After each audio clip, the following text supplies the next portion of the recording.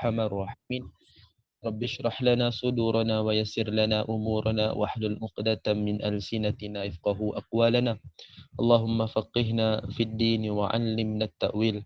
Allahumma rzuqna fahman nabiyyin wa hifdzal mursalin wa ilhamal malaikatil muqarrabin. Ya Fattahu ya 'Alim iftah qulubana futuhal 'arifin. Subhanaka la ilma lana illa ma 'allamtana innaka antal alimul hakim.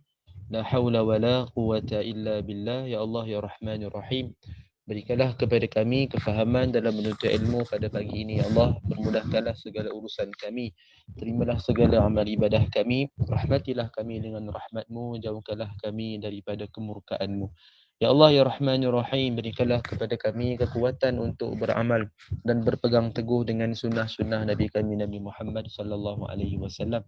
Rabbana atina min ladunka rahmah wa hayyi lana min amrina rasyada. Rabbana atina fid dunya hasanah wa fil akhirati hasanah wa qina azaban nar. Wa sallallahu ala sayyidina Muhammadin nabiyil ummi wa ala alihi wa sahbihi wa baraka wa sallam. Alhamdulillahi rabbil alamin. Amin ya rabbal alamin. Yang saya hormati lagi saya muliakan sahibul fadilah Upah Sabariah selaku penganjur, sahabat pencinta Al-Quran SPAQ. Seterusnya barisan moderator Bonda Inun, Ustazah Jasrina, Kak Niksum. Seterusnya pengurusan SPAQ, Bonda Ania, Bonda Zainab, dan seluruh muslimin muslimat, tuan-tuan puan-puan, hadirin hadirat, ibu-ibu, ayah-ayah, jemaah serta keluarga SPAQ yang dirahmati Allah Azza wa Jalla sekalian. Jadi apa khabar semua? Semua sihat lah insya-Allah. Mungkin boleh respon sikit ke, boleh buat reaction ke. Kan? Alhamdulillah. Alhamdulillah. Baik, semoga semua sihat belaka lah insya-Allah. Pada hari ini kita dah dah sampai pada 5 Rabiul Awal. Alhamdulillah. Mudah-mudahan kita bersemangat, bersungguh-sungguh dalam kita menempuhi kehidupan kita, kan, saki baki kehidupan. Apa saya sebut saki baki ya? Tak kira lah kita usia berapa sekalipun, yang pasti mati itu satu misteri. Misteri apa? Misteri bilakah berlaku, kan? Jadi kita sebagai seorang Muslim yang benar-benar bertakwa hendaklah sentiasa mempersiapkan diri menghadapi kematian pada bila-bila masa yang memang datang itu secara mengejut, seperti yang Allah firman dalam dalam surah, dalam ayat Quran yang Allah sebutkan kematian itu datang secara fajaatan, mengejut. Jadi nak kata apa, benda tu kita tak tahu bila. Jadi sebab itu ya, bila sekalian kita kena sentiasalah bersedia. Tak ada istilah lah orang yang 50 series, 60 series sahaja yang kena bersedia. Kan, siapa-siapa pun 20 series ke, even tak kira lah berapa belasan tahun ke, sama je. Mana kita sentiasa kena bersedia, mempersiapkan diri supaya apa-apa saja berlaku, insya-Allah mudah-mudahan kita mendapat kematian ataupun pengakhiran yang baik. Mudah-mudahan ibu-ibu sekalian. Jadi insya-Allah ibu-ibu, ayah-ayah yang dirahmati Allah, kita akan teruskan pengajian kita pada pagi ini dengan kitab Satu Sunnah. Saya kira insya-Allah pagi inilah kita akan khatamkan kitab ini untuk sama-sama kita ambil manfaat, untuk kita amalkan dan kita sampaikan juga kepada sahabat handai, kepada ahli keluarga, jiran-jiran dan sebagainya lah, kepada orang lain insya-Allah. Jadi kita akan teruskan dengan sunnah yang ke-99, lagi 2 lagi. Kita akan habiskan pada pagi ni insya-Allah. Kita sambung. Qala al-muallifah rahimahullahu taala wa nafa'ana bi ulumiha fi darain insyaallah amin. Hadis tentang sunnah yang ke-99, membuka anggota tubuh supaya terkena hujan. Membuka anggota tubuh, maknanya pakaian lah tu, bukan nak buka badan tu. Tersalah ni pun, tersalah tulis. Baik, dia sebab nak habis-habis tu kan, jadi semangat sikit tu. Jadi salah sikit tu. Membuka anggota maknanya pakaian lah, sedikit lah, bukan semua terus. Membuka sedikit lah pakaian supaya terkena hujan. Kita lihat dulu apa hadis je, kita akan bincangkan. Hadis daripada Anas bin Malik radhiyallahu anhu. Beliau berkata bahawa kami pernah ditimpa hujan bersama Rasulullah sallallahu alaihi wasallam. Lalu Rasulullah sallallahu alaihi wasallam meningkap bajunya sehingga terkena air hujan. Kemudian kami mengatakan, wahai Rasulullah, mengapakah engkau melakukan demikian? Rasulullah pun bersabda, kerana hujan ini baru sahaja Allah ciptakan. Hadis yang sahih riwayat Muslim 898. Jadi ibu-ibu ayah-ayah sekalian, ini satu perbuatan yang mana Nabi SAW sendiri lakukan, iaitu bila mana turunnya hujan, berlakunya hujan, turunnya hujan yang mana sekarang ni pun musim hujan, terutamanya macam saya di kawasan Selangor KL ni memang kerap jugalah hujan petang-petang ni, dengan berita kata peralihan monsun kan, jadi kerap berlaku hujan. Alhamdulillah, walaupun saya naik motor hari-hari juga kata pakai baju hujan jugalah baru-baru ni, walaupun rasa macam panas ke, rasa mungkin susah, bahaya kan, apa lagi, macam-macam lah halangan kan kepada mat motor ni. Tapi Alhamdulillah itu adalah satu bentuk pemberian nikmat daripada Allah, mudah-mudahan kan. Jadi dia menyejukkan cuaca kan. Kita ni kalau panas sangat pun tak boleh, sejuk sangat pun tak boleh kan. Jadi sebab itu bersyukurlah atas apa sahaja pemberian Allah. Jadi kita boleh amalkan perkara ni. Kita tahu bila mana hujan turun, kita doakan Allahumma sayyiban nafi'ah sekurang-kurang. Kalau boleh baca doa yang lain juga yang kita dah bincang dulu tu. Kita amalkan juga doa-doa yang berkaitan. Contoh doa sebelum hujan turun, kita minta Allah berikan kebaikan dengan apa, angin yang bertiup ataupun tanda hujan, dengar bunyi petir ke kilat. Jadi itu dikira tanda hujan nak turun. Tahu je tanda hujan ni, kita baca doa tu. Kita minta kebaikan kan, Allahumma inni as'aluka min khairiha wa min khairi ma fiha wa min khairi ma ursilat bih wa a'udzubika min syarriha wa min syarri ma fiha wa min syarri ma ursilat bih. Apa doa tu? Maksud dia apa? Kita minta kebaikan. Allah bagi kebaikan dengan hujan nak turun tu. Dengan apa yang ada padanya, dengan apa yang akan dibawa olehnya, dengan apa yang akan diberikan kesan olehnya. Dan samalah kita minta perlindungan daripada keburukan. Okay, itu adalah doa. Antara doa-doa tentang hujan lah, kita amalkan doa-doa tersebut. Kan? Ketika hujan turun ataupun first kali hujan turun, kita baca Allahumma sayyiban nafi'ah. Lepas hujan turun, kita baca ada doa juga, mutirna bifadlillahi wa rahmatih. Kan? Lepas tu kalau hujan berterusan yang mana menyebabkan keburukan, pun ada doa yang kita amalkan dulu kan. Pada hujung tahun, saya kira hujung tahun lepas kot yang kita amalkan supaya Allah mengalihkan hujan. Dia tak sebut berhentikan hujan. Jangan pernah sekali-kali doa macam tu. Jangan sebut hentikan hujan. Dia lain tu maksud dia. Kalau ikut doa Nabi ajar pun, Nabi sebutkan untuk alihkan hujan kan ke tempat yang tinggi, wa manabiti syajar kan. Jadi kita minta supaya Allah mengalihkan hujan. Bukan Allah hentikan hujan. Itu Allah alih. Berbeza dia, biar Allah turunkan hujan tu di tempat yang memerlukan. Bukan Allah tak tahu. Cuma kita minta, kita harapkan sebagai seorang hamba, kita minta supaya Allah alihkan hujan tu. Bukan suruh berhenti berhenti sesuatu yang tidak patut kita minta, sebab ia adalah satu bentuk nikmat. Sedang kita kata hentikan hujan, tak nak nikmat, bukan macam tu. Dan itu tidak beradab langsung. Kan, bila Allah beri, kita terima. Dan kita terima dan kita redha. Itu adalah sifat seorang hamba. Kan, kadang-kadang kita minta tapi kita tak dapat apa yang kita minta. Tapi apa yang Allah beri, kita terima, redha. Apa je lah dalam urusan contoh kerja, belajar, banyak benda berlaku macam tu kan. Kehidupan harian kita pun, kita nak pilih makan kat mana-mana kan, tak dapat. So redha, terima apa yang ada. Ni kita kadang-kadang orang merajuk sampai tak nak makan langsung lah. Contohlah. Jadi itu tak patut lah. Kita kena pandai redha. Kena biasakan redha. Jadi samalah bab hujan ni, jangan kita minta berhenti minta Allah alihkan hujan.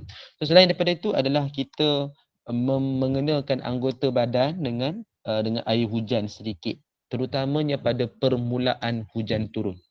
Ini adalah satu perkara yang sunat. Satu perkara yang sunat. Kita lihat apa yang ulama bincang dulu sebelum kita bagi tahu, kita simpulkan.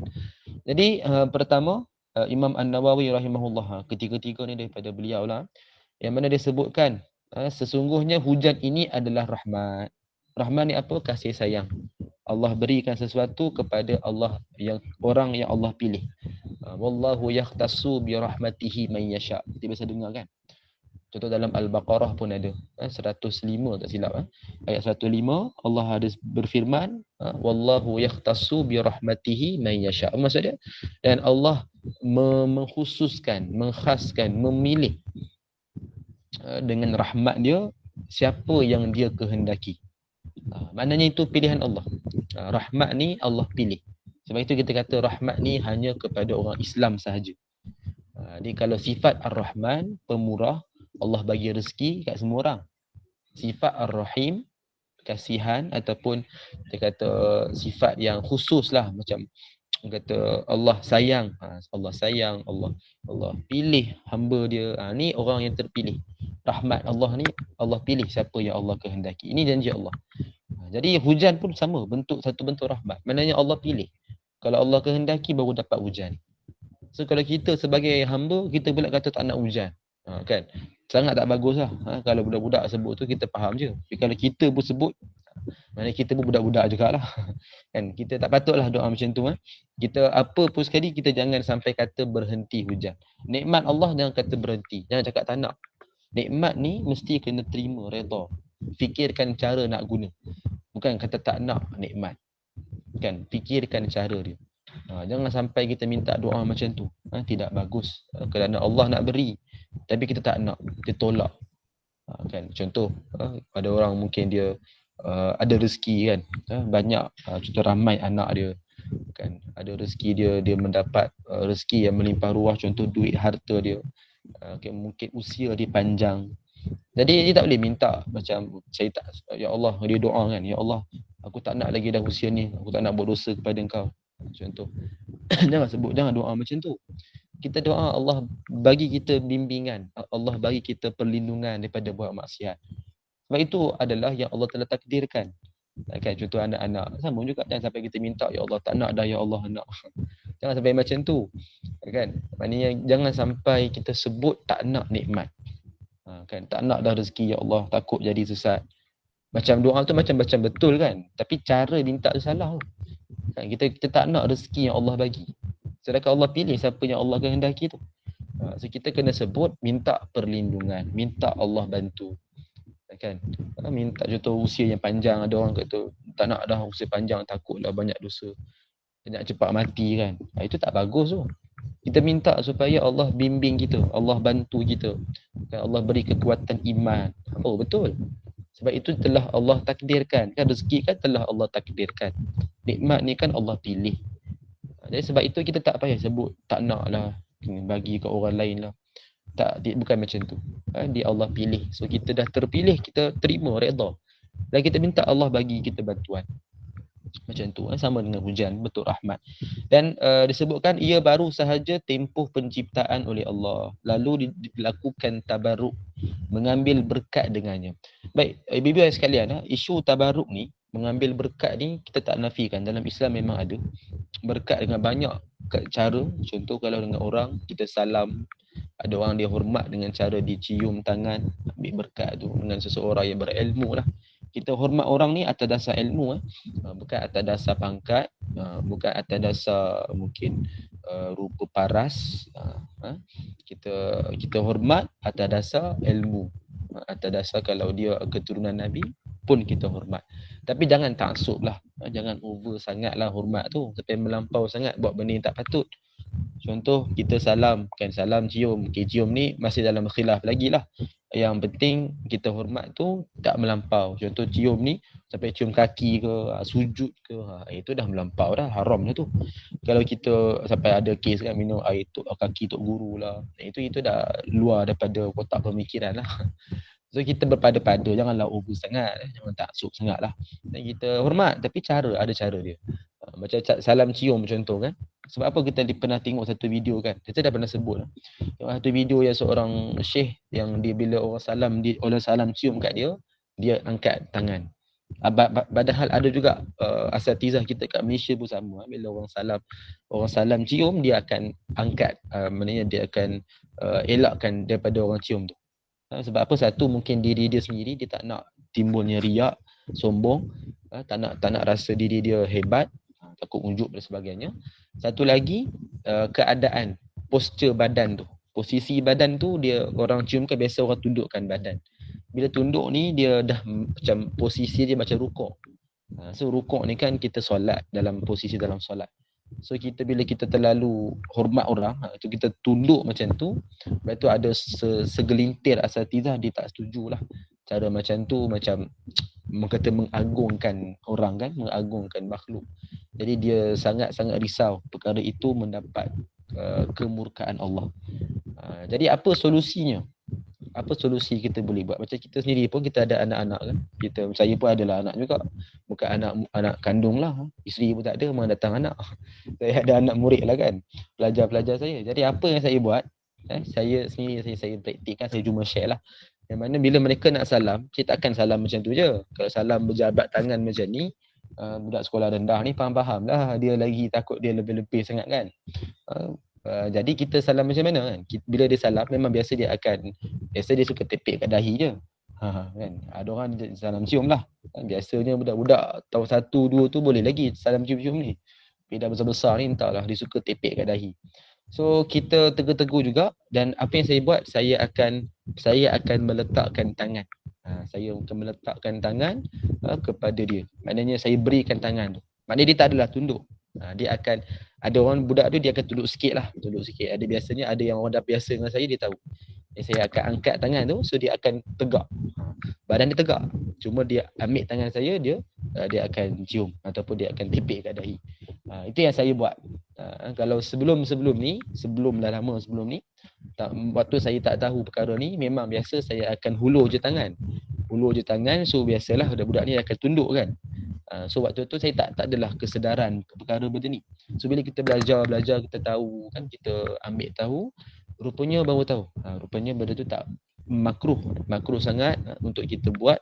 Dan apa solusinya? Kita kalau salam jabat tangan je, takut budak tu sendiri dia mungkin tak respect, dia akan macam kawan kan.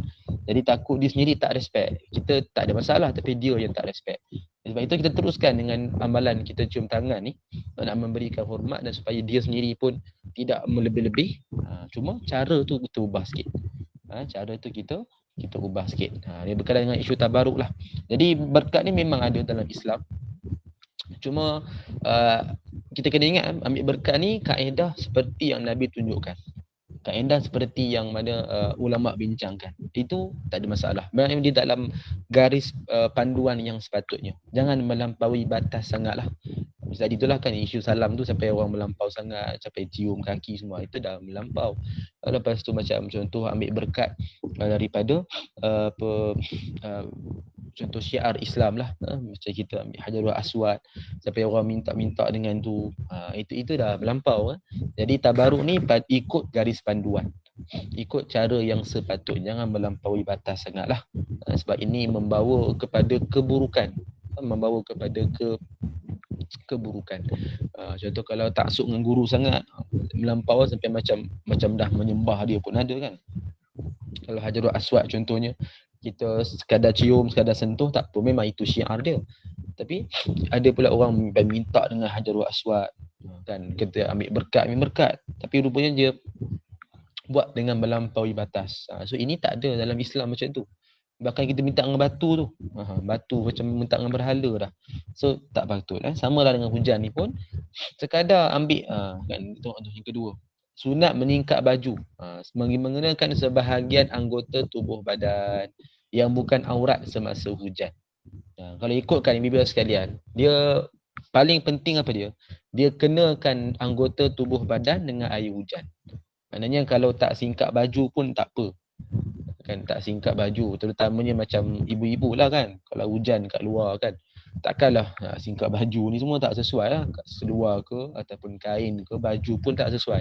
So macam mana kita hanya tadah air hujan tu, kita hanya basuh apa? Basuh tangan ke kan, ambil sikit je, ambil berkat pada air hujan yang baru turun. Ini adalah sunnah. Kita basuh tangan, mungkin kita basuh muka. So kalau muslimat lagi senang. Macam ayah-ayah, tuan-tuan sekalian, tak ada masalah sangat kita ni. Kita ni cabut baju pun tak apa. Tapi tak senonoh lah. Jadi nak kata hukumnya tak apa kan. Jadi kita pun sama nak basuh muka ke, basuh tangan ke, ataupun kita lebih sebab lagi mudah, isu aurat ni lebih ringan. So kita mungkin boleh singkap sikit baju. Contoh lengan panjang ke ataupun lengan pendek pun kita singkap sikit baju, kenakan sikit air hujan tu. Dia sekadar ambil berkat, tapi dia sedikit bukan suruh mandi hujan. Kan nanti kan ada yang sebut pula kan, ustaz kata mandi hujan tu sunnah. Habis kan lepas ni ada orang pergi share kat TikTok kan, viral kan. Kan saya yang kena nanti.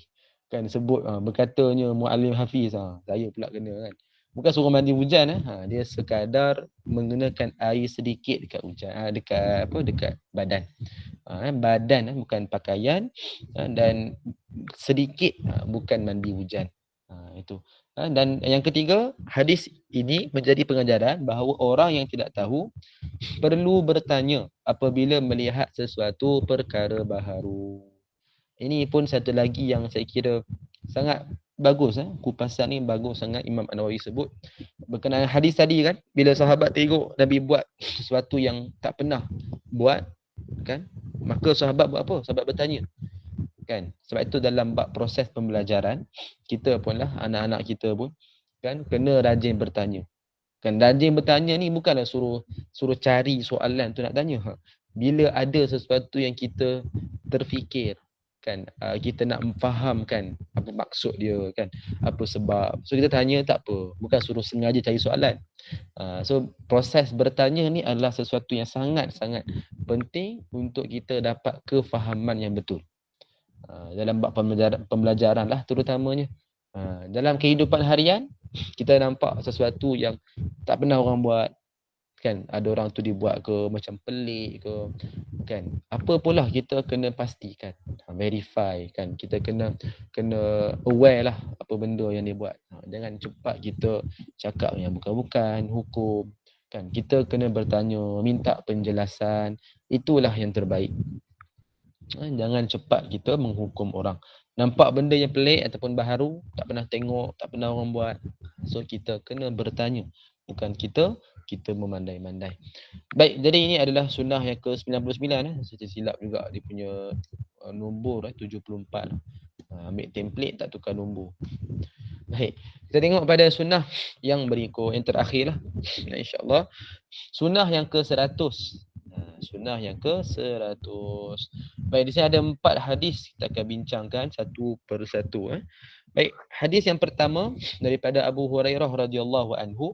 Beliau berkata bahawa Rasulullah sallallahu alaihi wasallam bersabda, "Idza uqimatis salah fala ta'tuha tas'aun." Apabila solat telah bermula, maka janganlah kamu mendatanginya dalam keadaan berlari. Wa'tuha tamshuna wa alaikumus sakinah. Datanglah solat itu, yakni solat dalam keadaan berjalan dengan tenang. Fama adraktum fasallu. Solatlah dengan apa yang kamu sempat, wa ma fatakum fa'atimmu. Dan apa yang tertinggal ataupun rakaat tertinggal itu, maka sempurnakan. Ini hadis yang sahih Al-Bukhari 908. Baik, jadi ibu ayah sekalian, ini tajuk sunnah dia adalah berjalan menuju ke masjid. Tapi kita masuk lagi, ni cuma hadis-hadis yang berkaitan dengan pergi masjid lah. Saya tambah sikit lah, saya tambah sikit. Baik, jadi yang ni adalah satu hadis yang saya kira penting juga untuk kita bincang supaya kita dapat cakna lah isu-isu macam ni. Yang mana keadaan kita bila pergi ke masjid surau untuk solat berjemaah. Kan bagus dah pergi solat berjemaah ni. Tapi adalah beberapa perkara yang kita kena tahu juga biar ada ilmu bila kita nak amal. Iaitu bila kita sedarkan imam itu dia dah mula solat, kemudian kita nak dapatkan rakaat. Isu dia nak dapat rakaat. So kita kadang-kadang ada orang lah segerinting yang saya sendiri perhati juga, yang mana dia akan berlari untuk dapatkan rakaat. Dia lari laju 1 meter kot. Dulu biasa dia menang agaknya. Laju sungguh. Lari. Sekali terlajak terlanggar jemaah. Habis lari dan dia dapatkan rakaat. So dia anggap dah sampai berjaya dapat rakaat. Ya, aku dah berjaya, winner kan. Padahal bila dah angkat takbir tu, takbiratul ihram, dia nak mulakan bacaan surah, dah mengah. Kan waktu tu dia nak khusyuk pun dah payah. Sebab itu dia makruh. Lari ni makruh. Berjalan laju tak apa. Dia berlari yang jadi makruh. Jangan berlari. Dia kalau berjalan laju, segerakan jalanan, tak ada masalah. Kan itu pun antara yang digalakkan juga untuk kita cepat sampai. Bahkan ada seorang ulama yang menyebutkan itu kaedah Nabi jalan, tapi wallahu alam, sekadar dalam hadis itu masih kesamaran lah. Nabi jalan laju-laju tu masih kesamaran. Tapi yang kita boleh faham, berjalan dengan laju ni masih lagi boleh dalam konteks kita nak dapatkan rakaat. Segerakan jalan. Dia jangan lari. Dia segera tak apa. Bila nak dapatkan rakaat tu, dia segera. Tapi kalau contoh imam nak bagi salam. Waktu macam imam nak bagi salam, kita nak segera pun sama, kita kena berjalan laju. Katalah tak dapat, janganlah solat sendiri. Kan? Solatlah dengan kita berimamkan seseorang yang masbuk, yang biasanya memang ada lah kebiasaan. Kan? Biasanya ada, maka kita solatlah dengan dia, imamkan dia. Ni ada orang dia datang relax dah, bagus dah ikut sunnah tu. Lepas tu datang relax-relax, imam dah bagi salam, dia pun solat kat sebelah, solat bersendirian. Ini rugi ni. Walaupun solat kat masjid, kan, solat kat surau, tapi dia tak berjemaah, kan rugi. Sebab itu kita segera. Tapi bila dah sampai tu, kita maknanya ikut pada keadaan. Kalau sempat imam, kita sempat dengan ikut imam, kita ikut imam. Kalau tak sempat, berjemaah lah. Maknanya berimamkanlah dengan seseorang yang masbuk dekat belakang tu biasanya. Dan kena pandai pilih juga. Kalau nak tengok ni, kalau orang tak kenal, kita tengok dari sudut pakaian lah. Kalau ada pilihan, kan, beberapa pilihan, kita pilih yang paling terbaik. Dia tak semestinya orang paling kanan. Kalau contoh, kan kita tengok masbuk ni ramai kan, soal belakang ni ramai orang masbuk. Kita pun pilih-pilih tengok, sebab pakaian je lah yang kita boleh tentukan. Nak kenal dia tak boleh kenal, tak kenal pun. Jadi kita test tengok daripada pakaian. Kan? Pakaian ini menjamin jugalah kefahaman tentang solat. Dari sudut pemerhatian kita kan. So kita pilih-pilih tengok, katalah orang yang pakaian elok ni, jubah bagus kan, rapi semua ni, dia kat tengah-tengah. So kita tak semestinya kita pergi hujung juga, imamkan dengan hujung tu. Kalau contoh hujung tu kita lihat contoh pakaian dia mungkin senteng ke laki kan, mungkin nampak belakang ke, takkan nak imamkan dengan dia kot. So kita akan pilih imam yang lain. Dalam ibadah memang kena pilih, memang kena memilih, memang kena kata apa, berebut, memang kena tamak, macam tu. Bab ibadah dia macam tu. Bab dunia tak, terbalik. Sekadar apa yang ada. Bab ibadah mesti kena macam tu. Sebab itu makruh kita bagi orang lain pergi kat saf depan. Kita pergi, kita rebut peluang. Dalam ibadah tak ada sila-sila, tak ada. Kita fastabiqul khairat, kena bersegera, berlumba-lumba. Buat kebaikan ni kena berlumba-lumba. Kan sampai kita dengar kan pada zaman Nabi, sampai orang nak mengundi kan siapa yang nak duduk kat saf depan. Sampai macam tu sekali. Nak bagi adil lah. Kan nak orang nak dapat saf pertama, so nak adil macam mana? Sampai mengundi sekali. Nak kata keadaan dia macam tu. Memang itu kita kena berlumba. Kan memang kena buat macam tu. Jadi dalam isu ni pun sama. Kita pilih, memang kena pilih imam yang kita rasa kita yakin dengan dia. So imam tu kalau contoh kat tengah, kita solat macam mana? Solat di belakang dia, tak semestinya kena belakang sikit. Belakang saf yang belakang pun tak apa. Kan cuma di posisi yang sesuai lah. Macam kalau kita solat, posisi kat belah kanan. Kan imam tu kat depan belah kiri. Boleh je macam tu.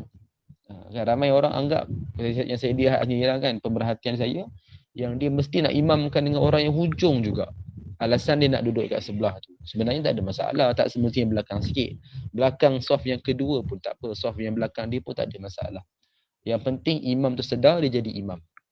Kita berimamkan dengan dia. So kita kuatkan suara dan kita biasa orang sentuh lah bahu dia. Sebab itu kalau contoh tak sampai, katalah jauh sangat kan, dah duduk saf belakang, kita dah kuatkan suara, ramai orang masbuk ni kan, kita dah bagi mengelirukan orang kan, siapa jadi imam ni, sebab kita tak sentuh, so orang tak tahu siapa yang kita imamkan dengan siapa. dia macam keliru sikit. Sebab itu kita dekat dulu kan, dekat dengan imam. Kita dekat dengan imam dulu, kita akan takbir, kita kuatkan sikit suara tu, kita just sentuh bukan suruh tepuk kuat-kuat sangat, dia just sentuh je. Bagi orang tahu je, sentuh perlahan sudah. Kan dia janganlah sampai tepuk macam tu. Orang takut orang melatah je. Yang tepuk lah, tumbuk lah bahu tu kan. Itu bukan cara kita nak mengimamkan seseorang. Kita sentuh cukup lah. Sentuh dan kita bagi dia isyarat, maknanya dia jadi imam. Dan lepas dah sentuh tu, kita anjak ke belakang. Sebab apa? Nak dapat ruang untuk kita sujud. Kalau kita depan sangat kan dekat dengan orang yang masbuk yang sebelah tu. So kita belakang lah. Cuma sentuh siap-siap dulu. Maknanya kita dah kuatkan suara, sentuh siap-siap, bagi dia isyarat, dia sedar diri dia jadi imam, kita pergi belakang. Macam tu. So sebenarnya macam tu. Kita kena memilih dalam bab ibadah, dalam agama, memang kena pilih. Orang nak kata cerewet ke apa ke, bukan, tak berlaku cerewet-cerewet semua. Kan tak berlaku sebab memang itu kita dituntut. Kita nak imamkan seseorang, memang kena pilih lah. Kan? Sebab apa? Kita nak pastikan solat kita tu yang terbaik. So kita mesti kena imamkan dengan orang yang terbaik. Bukannya asal ada, asal boleh je. Kan? Sebab dunia macam tu. Asal boleh cukup. Sebab dunia sekejap je. Bila-bila masa kita akan tarik nyawa. Tapi akhirat tak. Perjalanan menuju ke akhirat, amal ibadah kita mesti kena terbaik. Mesti kena pilih. Contoh nak pergi seorang masjid. Kita pilih yang terbaik. Contohlah kalau ada pilihan kan. Kalau ada pilihan, tak ada pilihan tak redha lah. Ada pilihan kita pilih. Contoh ada surau, ada masjid. Kita buat pilihan, tengok mana yang lebih sesuai, mana yang lebih selesa, mana yang lebih bagus. Kan? Contoh kalau solat tarawih, kita nak pilih masjid, mana yang kita rasa boleh khusyuk. Kan? Tujuan dia kita nak khusyuk. Contoh ada orang bacaan dia tak berapa bagus, ada orang bacaan dia bagus. So kita boleh pilih. Pergilah, jauh sikit pun tak apa. Yang penting terbaik kualiti dia. Macam itulah. Kan? Itu sebenarnya. Tak ada berlaku isu cerewet semua, tak ada. Bab agama macam itulah. Memang kena memilih. Kalau orang sebut cerewet semua, dia tak faham agama lah tu. Dia tak faham konsep memilih dalam agama. Makruh kalau kita bagi orang ke depan, soft ke depan. Benda ni semua bukan remeh sebab tentang agama. Biar kita pilih, kan tahu orang cakap apa. Biar orang cakap apa, bila maknanya orang tersebut tu dia tak tahu. Dia tak tahu hukum lah. Baik. Jadi kita fahamkan berkenaan dengan hadis ni. Kita datang solat dengan tenang. Solatlah mana yang sempat, berapa rakaat yang dapat, dan tambahlah mana yang kurang, sempurnakan. Jadi kita ingatlah, disebutlah benda ni, maka kita kena ingat, lepas janganlah larilah. Cuma kalau nak jalan pun laju tak ada masalah. Jalan tu masih dalam konteks berjalan. So cuma kita segerakan perjalanan. Kita tak ada masalah. Jangan sampai kita mengah. Kalau jalan laju biasa tak ada mengah kan. Tak ada. Dia just cuma laju. Kita sampai-sampai.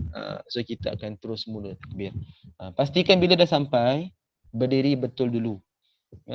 Yang saya perhatikan juga ada orang dia buat bagus dah jalan laju semua sampai-sampai yang saya perhati sebab saya lambat jugalah waktu tu kan. So bila saya perhati dia sampai-sampai terus angkat takbir. Sepatutnya kena berdiri betul dulu. Kan berdiri betul dulu, baikkan rukun, berdiri betul, baru angkat takbir. Solat dengan tenang. Jangan sampai-sampai terus angkat takbir. Ini ikut mazhab Syafi'i, mazhab kita lah. Mesti kena berdiri betul. Lepas tu barulah kita akan takbir. Maknanya kena nak kata apa? Relax. Kena tenang, kena relax. Sampai-sampai pun kena relax. Jangan terus angkat takbir siap-siap. Kan? Relax, tenang je. Tak dapat rakaat pun tak apa. Tambah lagi rakaat. Jangan rasa malas sangat. Ini sebab malas tambah rakaat punya pasal kan. Jadi kita kena ingatlah benda-benda macam ni nampak remeh tapi menunjukkan kefahaman kita tentang agama. Baik, so ini adalah hadis yang pertama tentang kita pergi ke masjid ataupun surau. Baik, sebelum kita lihat yang kedua, tengok ada soalan tu apa tadi.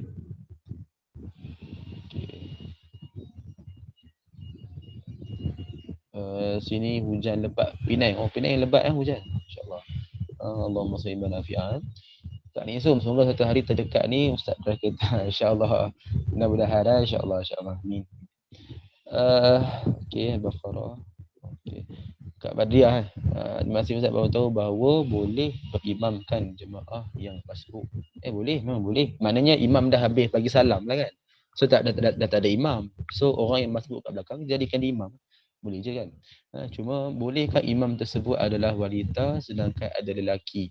Okey, ini ikut pada tempat lah kan. Kalau kita pergi surau masjid atau contoh macam masjid, biasa memang kita akan asingkan. So kita perempuan solat di tempat perempuan. Lelaki solat di tempat lelaki. Jadi kalau kita perempuan, solat tempat perempuan, walaupun lelaki tu dah ada imam yang masbuk tu, ada orang dah imamkan dia, kita solat kat belakang. Kan, solat contoh biasanya kat belakang lah, ada tirai semua kan. Jadi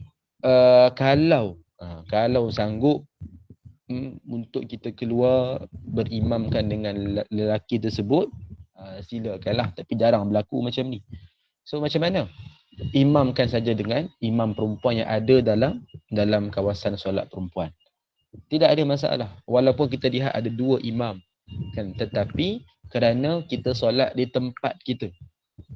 Dia dah kira bila ada tempat khas muslimah ni kan, so dia ada, mana kata apa, dia boleh untuk ambil kaedah untuk dia solat berasingan di kawasan dia, kawasan yang telah dikhususkan. Kalau boleh, keluarlah berimamkan dengan lelaki tersebut. Kalau boleh. Sebenarnya boleh je kan, tapi ikutlah situasi kan. Kalau boleh macam tu. Kalau contoh, tengok keadaan, kalau orang baru, imam baru habis solat, biasa ramai lagi kan. So bila kita nak keluar ni, kita segan sikit. Depan-depan orang lelaki ramai kan. So kalau contoh kita memang datang lambat, kan, contoh kita keluar dengan family, kita memang datang lambat, memang tak ada orang ataupun orang-orang musafir je ada. So kita datang dengan family kan. So solatlah berjemaah. Kan, berjemaah macam mana? Suami jadi imam, isteri solat kat belakang. Kalau ada anak-anak pun solat sekali, yang mana boleh solat tu. Boleh je macam tu. Kan? Ambil tempat yang sesuai. Jadi sepatutnya kita amalkan macam tu. Ada orang saya lihat sangat rugi ya, dia datang, dia musafir. Saya ada duduk tu masjid ni, buat kerja sikit. Jadi bila tengok situasi lah kan, orang musafir ni kan time Zuhur kan.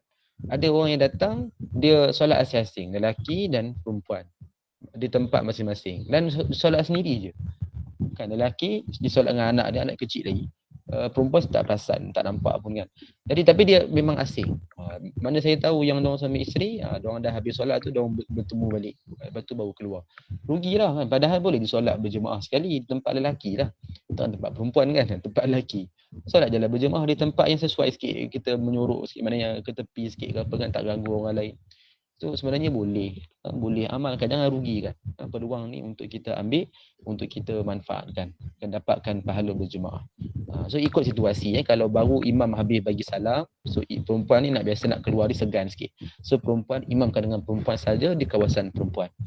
Kalau kata waktu tu dah ramai yang tak ada kan, so kita tengok ada jemaah yang sedang solat berjemaah ni, so kita ikut sekali, dengan syarat kita yakin selamat, aman daripada kejahatan. Kalau kita ada apa-apa halangan, contoh ada anak ke apa, kita nak jaga dia, so kita nak solat berasingan lebih selamat, solatlah berasingan. Tapi kalau rasa tak ada apa-apa masalah, dalam keadaan kita aman daripada ke sebarang yang was-was tu, aman, selamat, so pergilah solat berjemaah. Maknanya keluarlah daripada kawasan muslimat tu, pergi tempat lelaki, solat berjemaah. Ikut kepada situasi, tapi biasa memang orang tak keluar lah.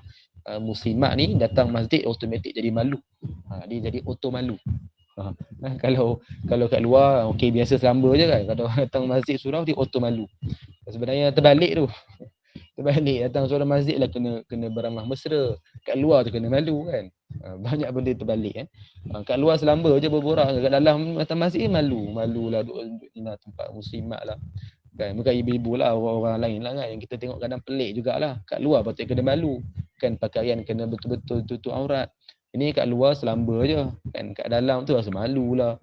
Auto jadi malu kan, pakaian tak betul pun dah semalu. Tahu pun dia tapi tak nak ubah. Mudah-mudahan dapat hidayah lah.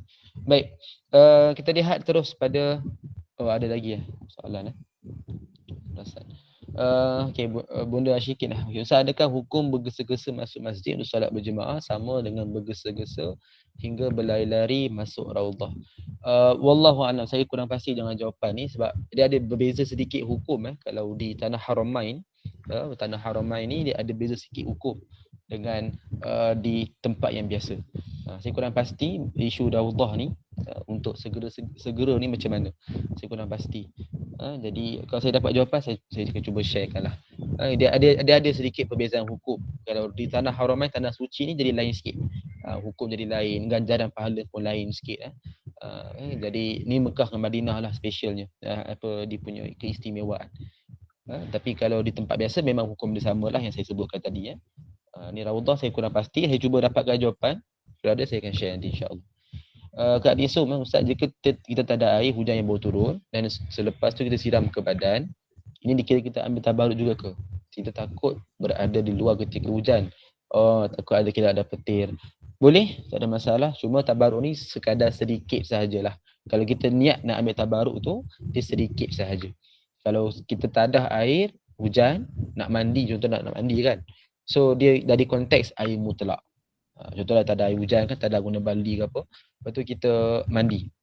So kita itu dikira mandi guna air mutlak. Jangan kita anggap semua tu kita nak tabaruk.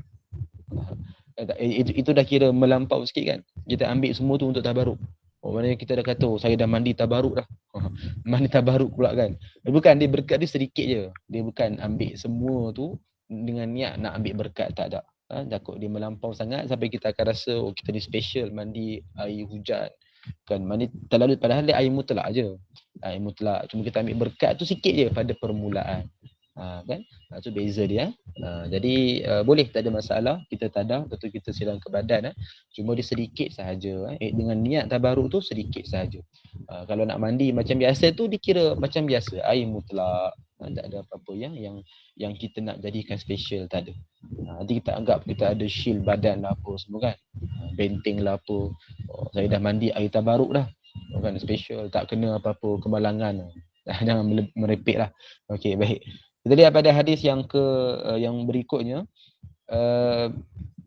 daripada Abu Hurairah radhiyallahu anhu, beliau berkata bahawa Rasulullah sallallahu alaihi wasallam bersabda yang bermaksud, sesiapa yang membersihkan dirinya, yakni berwuduk di rumahnya, kemudian dia berjalan kaki menuju ke satu rumah dari rumah-rumah Allah untuk dia menunaikan satu kefarduan dari kefarduan kepada Allah, maka setiap langkahnya itu salah satunya memadamkan dosa dan selangkah lagi mengangkat darjat.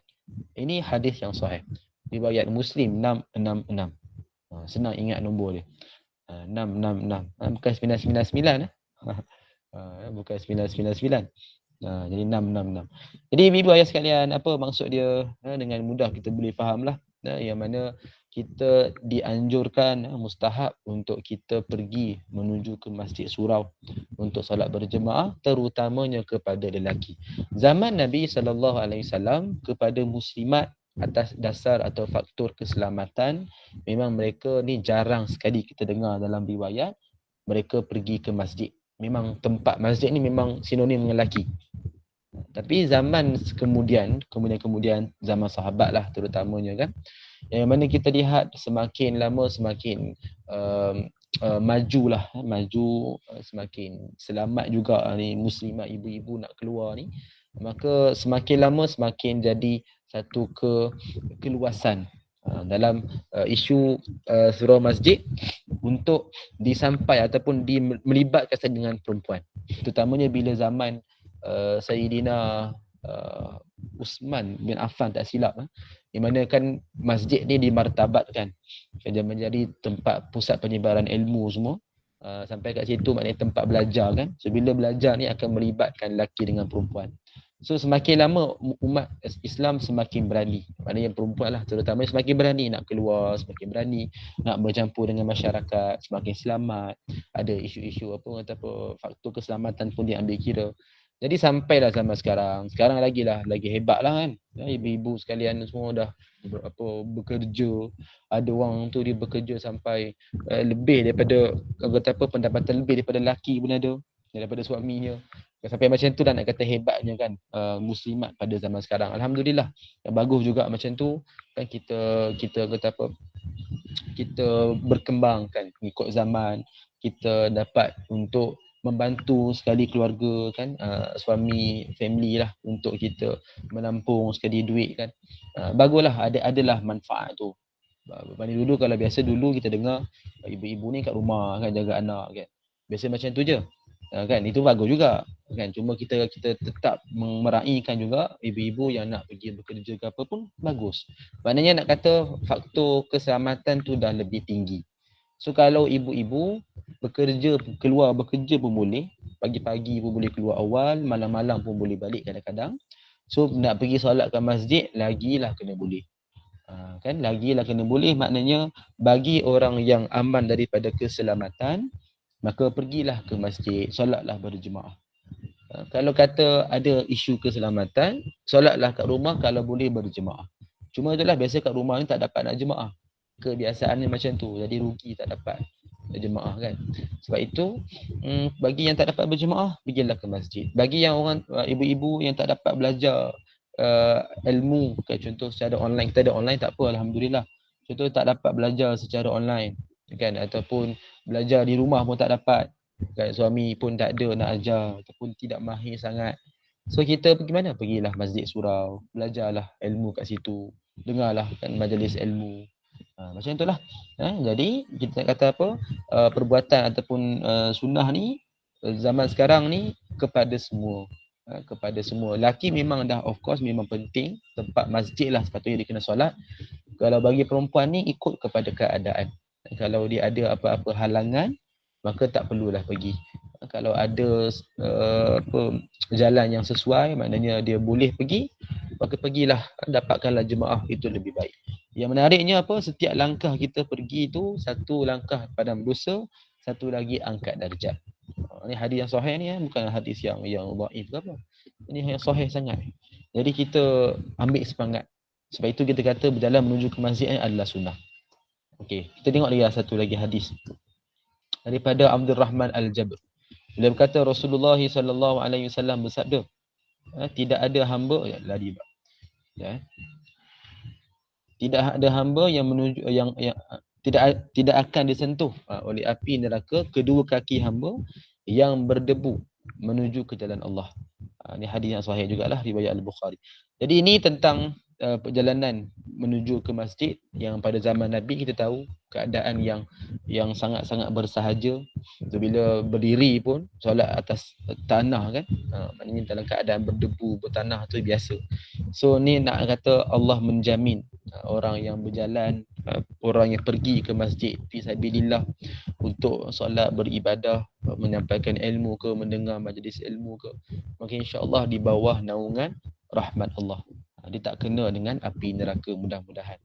Ini janji Allah ni. Mudah-mudahan. Kita lihat satu lagi hadis sebagai penutup untuk pagi ni. Sebelum kita simpulkan terus. Ni agak panjang sikit. Saya bacakanlah. Ibu kalau guna handphone boleh zoom in, boleh gunakan dua jari. Hadis daripada Ubay bin Ka'ab. Beliau berkata, ada seorang lelaki yang mana aku tak ketahui seorang pun dari kalangan manusia yang menunaikan solat menghadap ke arah kiblat dari kalangan penduduk Madinah yang lebih jauh rumahnya dengan masjid berbanding lelaki tersebut. Meskipun begitu, dia tidak pernah terlepas menunaikan solat berjemaah di masjid. Maksudnya rumah jauh. Aku berkata kepadanya, alangkah baiknya jika kamu membeli seekor himar, keldai yang dapat kamu naik pada musim panas dan juga pada waktu gelap. Lalu beliau berkata, aku tak suka rumahku bersebelahan dengan masjid.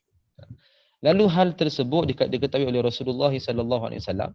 Maka baginda pun bertanya kepada lelaki tersebut terhadap kenyataannya itu.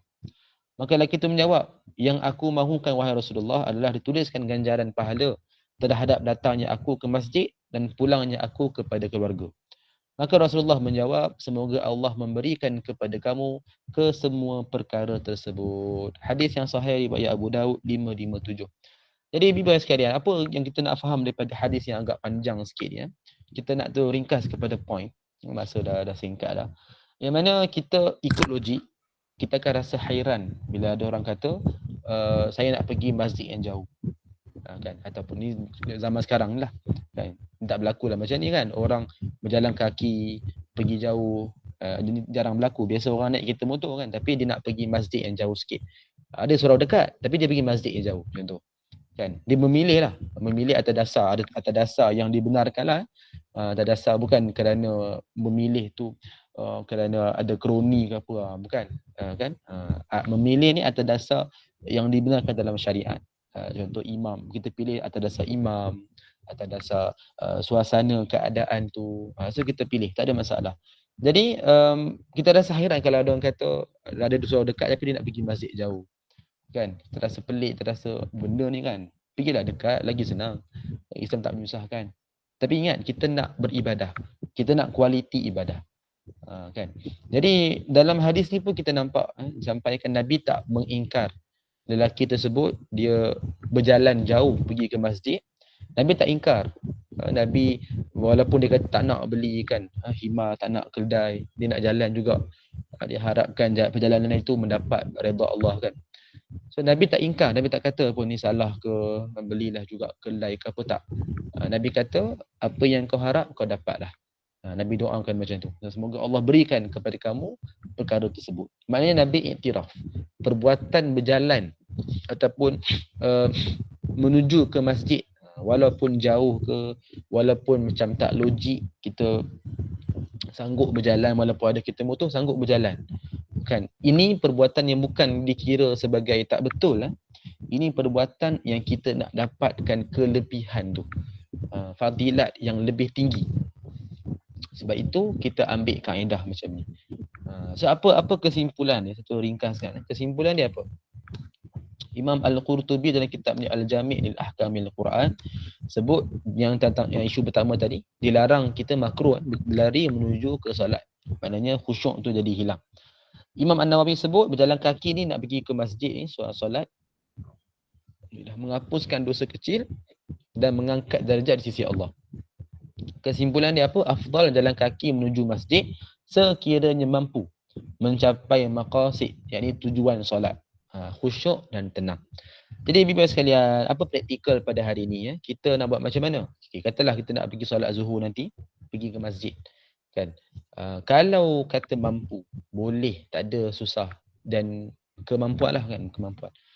So yang kita nak buat, kita pergi ke masjid, kan? Parking di tempat yang jauh sedikit. Nampak macam pelik kan? Sebab apa? Kita nak berjalan tu banyak. Ni kalau nak jalan daripada rumah tu aku tak sempat dah, datang kan orang dah bagi salam dah. Kan? Jadi kita nak datanglah naik motor kita tak ada masalah. Cuma parking tu tempat yang jauh. Ni bagi orang yang tak ada masalah. Kalau orang yang contoh ada masalah sakit kaki ke, faktor usia ke apa, itulah itu kes khas. Macam kita ni insya-Allah yang masih sihat belaka ni, so kita boleh praktikkan macam ni. Parking jauh, duduk jauh sikit kan, datang. Jalan tu banyak sikit menuju masuk ke dalam dewan solat. Nampak macam pelik kan? Tapi inilah yang terbaik. Sebagaimana kita tahu dalam solat raya, pergi jalan lain, balik jalan lain. Kalau kita fikir ikut logik, kita rasa macam apa benda ni buat pelik-pelik ni kan. Kita rasa macam itulah logik akal kan. Jalan biasa kan, apa jalan lain-lain pula. Nak kata kita nak bergembira. Contoh kalau Aidul Adha, kita bertakbir sambil kita bergerak. So kita melalui jalan yang lain. Kita menyebarkan takbir tu kepada kawasan lain pula. Balik ke rumah. Macam tu. Jumpa orang, lebih ramai orang. Macam tu nak bergembira, nak meraihkan. Macam itulah dalam bab ni. Kita datang ni jauh sikit supaya langkah tu yang mana mendapat kelebihan khusus. Lebih baik, lebih afdal daripada kita hanya terus parking, kita terus masuk dekat-dekat. Tetapi ikutlah kepada kemampuan kita masing-masing. Ala kulli hal, yang penting kita ingat afdal solat di masjid, solat berjemaah. Bagi lelaki dah sudah tentu, bagi ibu-ibu kalau boleh, yang penting berjemaah lah di mana sekalipun. Kalau tak dapat berjemaah di rumah, maka datanglah berjemaah di surau masjid. Jadi itulah ala kulli hal, itulah untuk pagi ni. Sekadar itu dulu, mudah-mudahan dapat manfaat. Dan insya-Allah kita dah khatamkan pengajian satu sunnah, mudah-mudahan dapat manfaat yang banyak untuk sama-sama kita amal, sampaikan kepada orang. Dan kita akan sambung lagi pada kuliah akan datang, insya-Allah, pada hadis tentang adab. Dalam hadis tentang adab ni lagi banyak perkara yang saya kira tak pernah kita dengar. Maka sebenarnya kita dah bincangkan beberapa adab. Jadi insya-Allah kita tengoklah pada akan datang, mungkin kita akan ulang atau kita akan sambung. Tengok kepada permintaan daripada penganjur macam mana. Baik, insya-Allah. Itulah untuk pagi ni, mudah-mudahan dapat manfaat. Kita akan sambung nanti pada kuliah akan datang. Wallahu taala a'lam wa ilmuhu wa atam. A'udzubillahi as-sami'il 'alim minasyaitonir rajim. Bismillahirrahmanirrahim. Alhamdulillahirabbil alamin. wassalamu ala asyrafil anbiya'i wal mursalin wa ala alihi washabihi ajma'in. Allahumma inna nastaudi'uka ma 'allamtana farduduhu ilaina inda hajatina ilaih wa la tunsinahu ya Allah ya rabbal alamin. Rabbana atina fid dunya hasanah wa fil akhirati hasanah wa qina adzabannar. Wa sallallahu ala sayyidina Muhammadin nabiyil ummi wa ala alihi wa sahbihi wa baraka wa sallam. Alhamdulillahi rabbil alamin. Amin ya rabbal alamin. Aqulu qawli hadha wa nastaghfirullahal azim li wa lakum. Subhanallah bihamdik la ilaha illa anta astaghfiruka wa atubu ilaik. Bismillahirrahmanirrahim. Wal 'asr innal insana lafi khusr illa alladhina amanu wa 'amilus solihati wa tawasaw bil haqqi wa tawasaw bis sabr. Wassalam.